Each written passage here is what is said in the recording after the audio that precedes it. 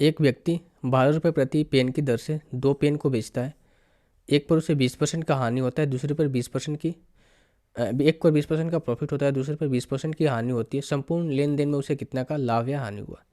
देखो इस तरीके के क्वेश्चन को मैंने आपको बता के रखा है कि आपको कैसे करना है। ठीक है दोस्त, कैसे करना है बोला गया है क्या कि 12 रुपये में 12 रुपये प्रति पेन की दर से 2 पेनों को बेचता है।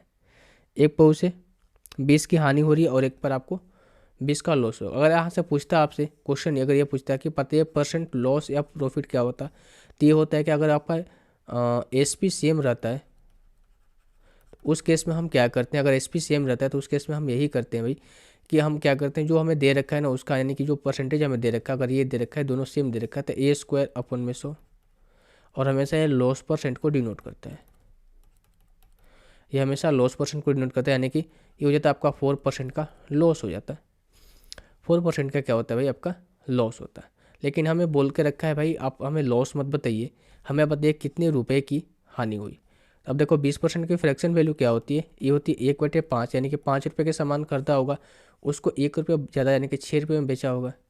दूसरे पर 20% की हानि हो रही है, तो 20% का फ्रैक्शन वैल्यू 1/5 होती है, यानी कि 5 के सामान पे 1 का लॉस हुआ होगा, यानी कि 5 के सामान को कितना 4 में बेचा होगा।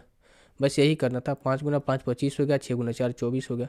कितना का लॉस हुआ, 1 रुपये का लॉस हुआ, यानी कि 25 के सामान को उसे 24 में बेचना पड़ा।